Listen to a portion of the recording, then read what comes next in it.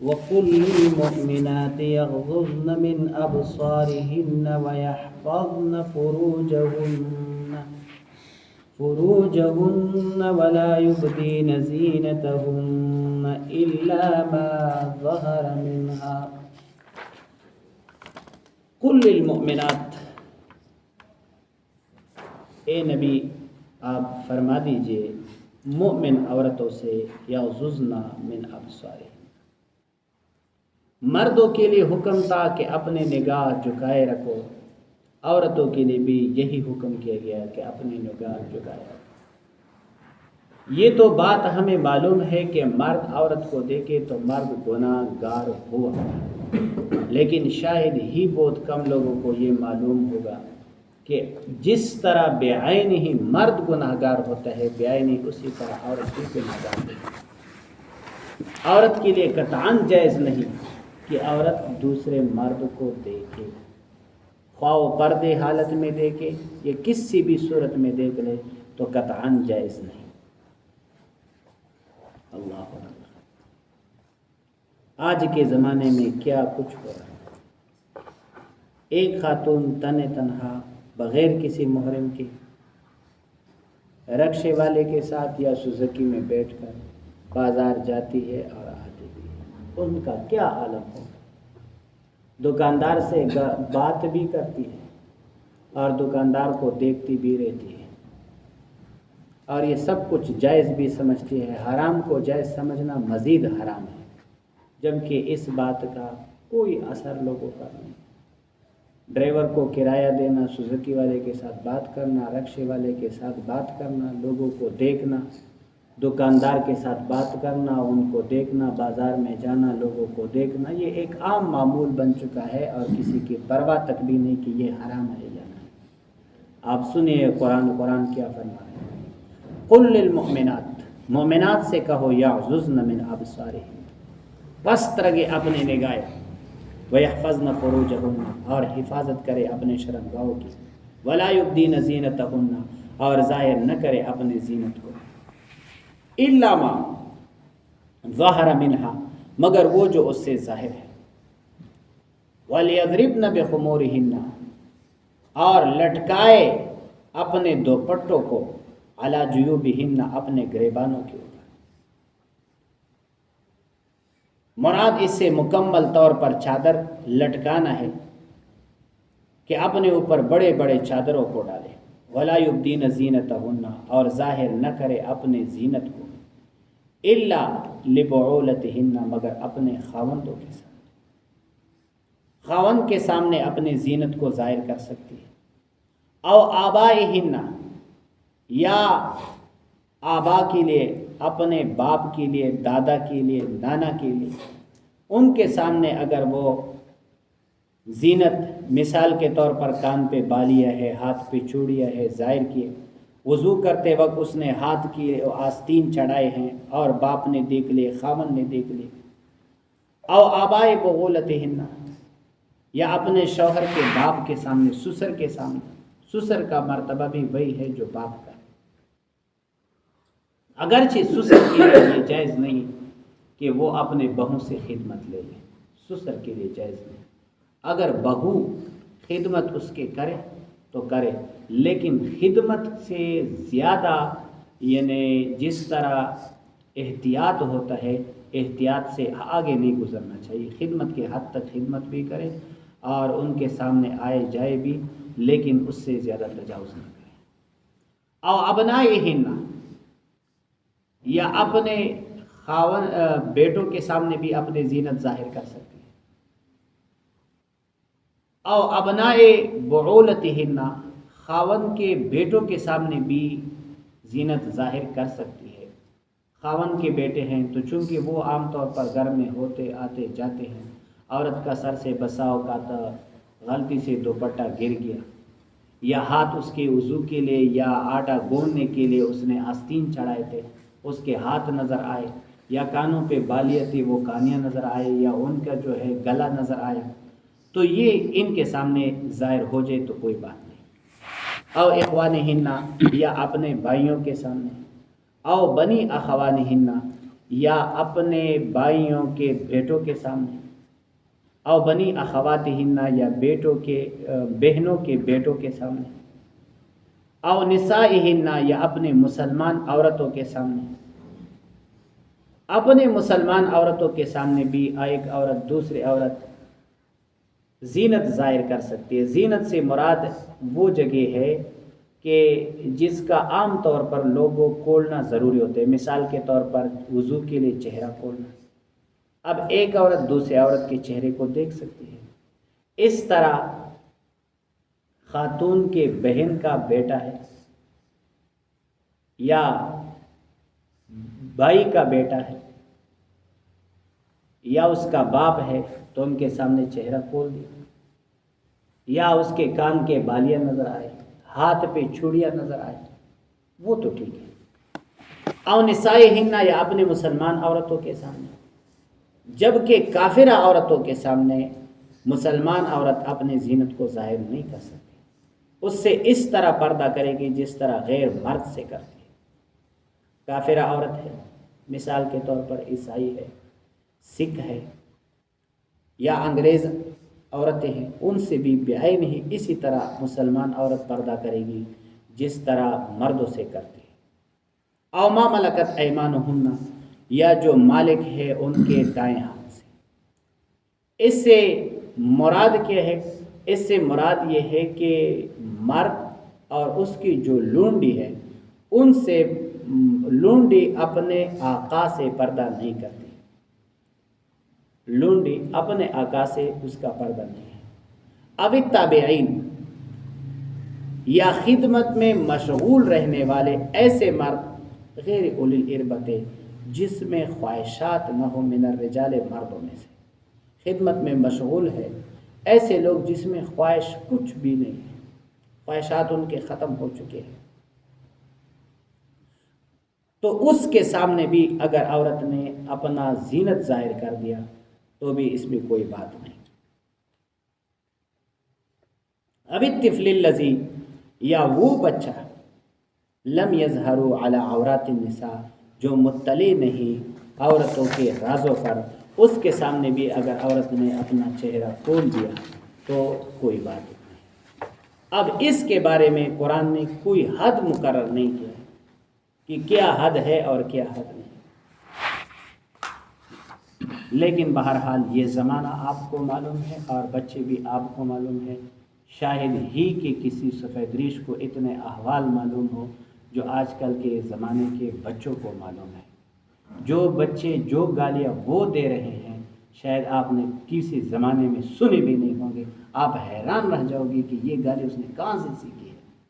ایسے ایسے باتیں کرتے ہیں۔ تو میرے اندازے کے مطابق بچہ بس ایک دفعہ جب وہ اس کے قابل ہو کہ بول سکتا ہے تو اس سے احتیاط اولا ہے کہ گھر میں نہ آئے اور نہ جائے بس۔ ولا یضربن بارجلہن اور عورت پردے کا اتنا اہتمام کرے کہ نہ مارے بارجلہن اپنے پاؤں کو۔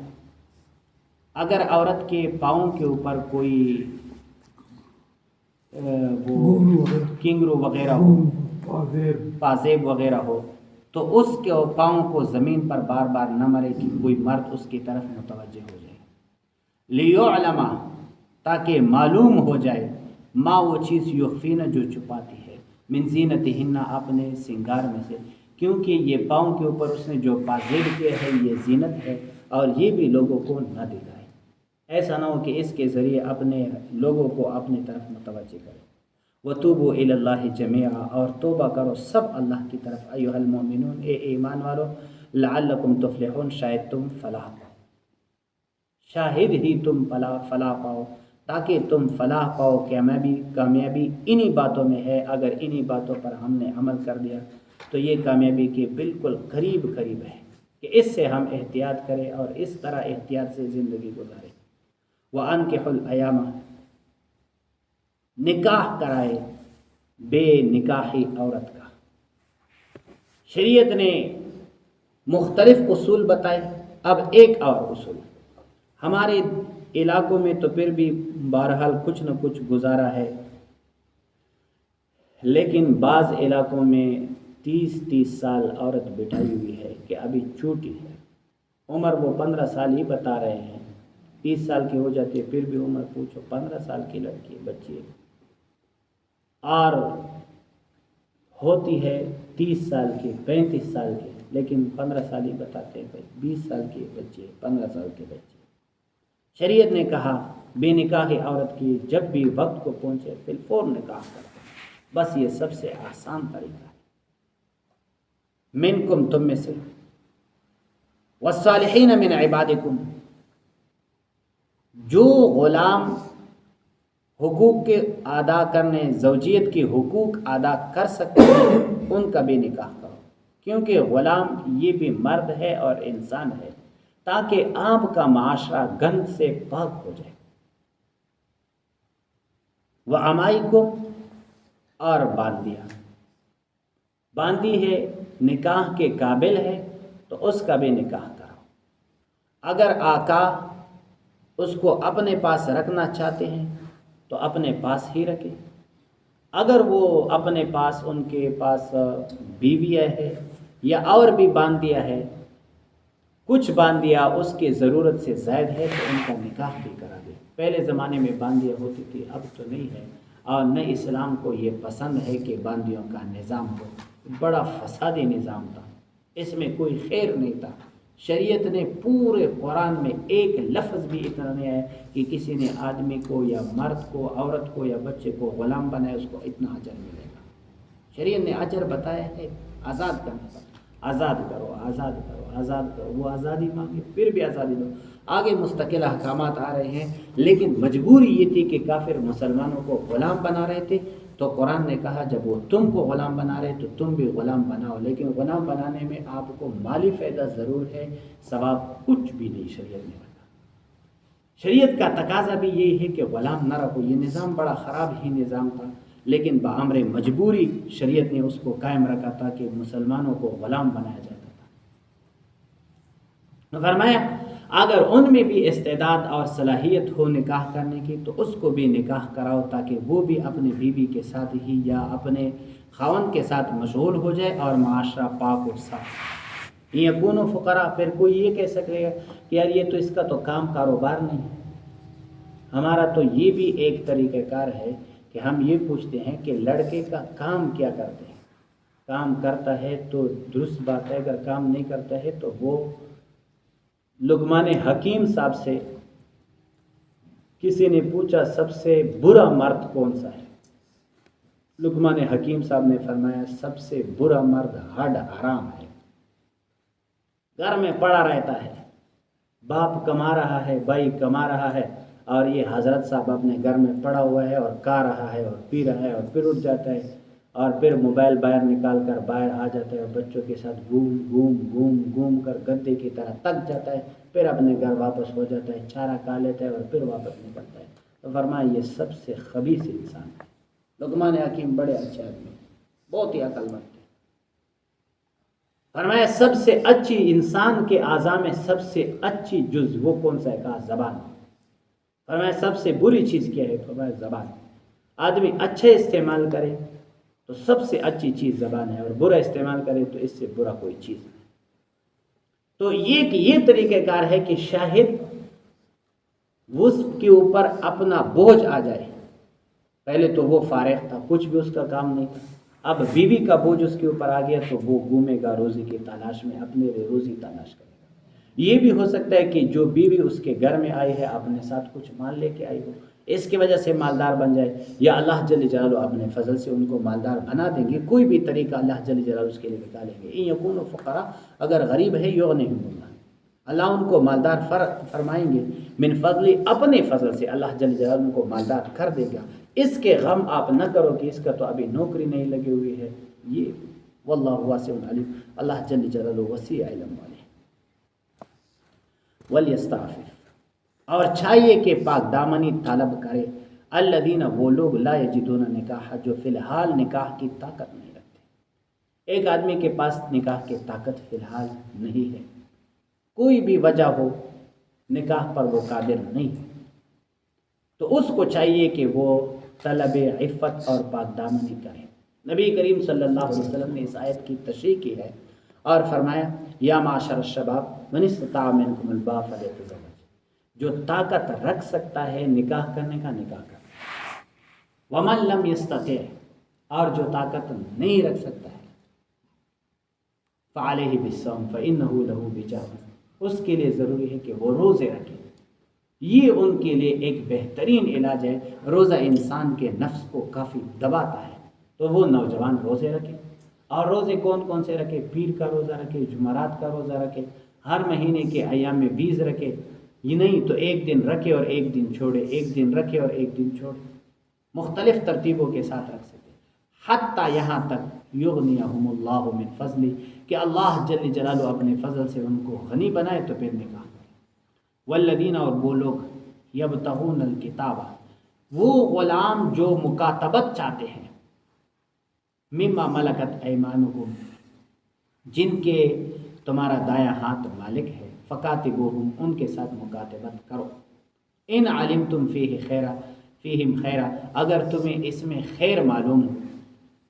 کوئی غلام ہے آپ کے پاس ہے، مکاتبت ایک قسم کا عمل ہے، وہ یہ کہ آپ فی الحال اس کے پاس پیسے کچھ بھی نہیں، وہ کہتے آقا مجھے مہلت دے دو، مہلت، میں جاتا ہوں پیسے کماتا ہوں، آپ مجھے بتاؤ کہ اتنے پیسے کما کر لاؤ، اگر میں نے کما کر لائے تو آپ مجھے آزاد کرو گے، تو اس کو مکاتبت کہتے، آقا اس کو کہتے جاؤ، آج کے بعد آپ مکاتب ہے، آپ کو اس وقت تک مال کمانے کی اجازت ہے، اگر اتنے پیسے آپ نے کما کر لائے تو آپ آزاد ہوں گے۔ وہ چلا جاتا ہے، روزی کماتا ہے، پیسے لا کر آقا کو دے دیتا ہے، یہ آزاد ہو جاتا ہے۔ تو اللہ جل جلالہ نے فرمایا جو تمہارے غلام ہیں اگر تمہیں خیر معلوم ہوتا ہے تو ان کو آزاد کرو۔ وَآتُوهُم مِّن مَّالِ اللَّهِ،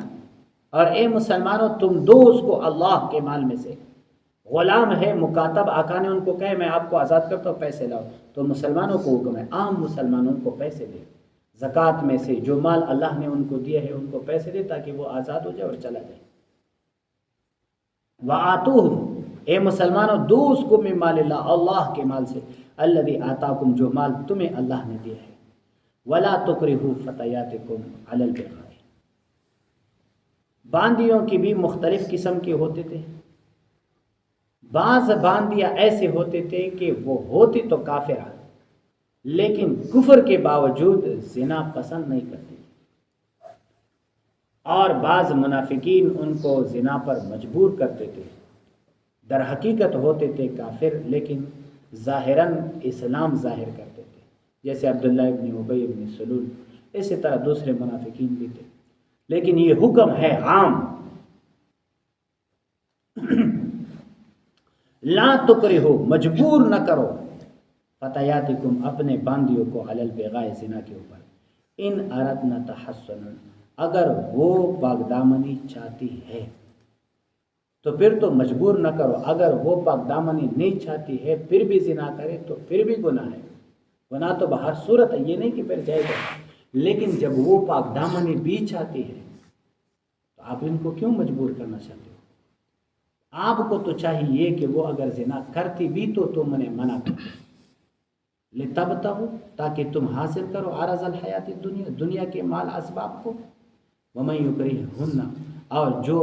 مجبور کرے ان باندیوں کو زنا پر، فإن اللہ، بے شک اللہ جل جلالہ، من بعد اکراہہن، ان کے اکراہ بھی بعد بھی، غفور رحیم، غفور ہے رحیم ہے، وہ اللہ جل جلالہ سے توبہ کرے، آئندہ کے لیے اس عمل کو چھوڑ دے، اللہ جل جلالہ ان کو معاف فرمائے گا۔ وَلَقَدْ أَنزَلْنَا إِلَيْكُمْ، ہم نے نازل کیا آپ کی طرف، آیات مبینات، واضح آیتیں، ومثلا، واقعات کے ساتھ بھی بیان کیا، واضح باتیں بھی، واقعات بھی بیان کیے، دوسرے واقعات بھی ہم نے آپ کے سامنے بیان کیے کہ پاک دامنی اور اس کے اوپر تہمتیں لگائی گئی ہیں۔ یہ پہلی بات نہیں کہ حضرت عائشہ رضی اللہ تعالیٰ عنہ کے اوپر لوگوں نے تہمت لگائی، حضرت مریم کے اوپر لوگوں نے تہمت لگائی تھی،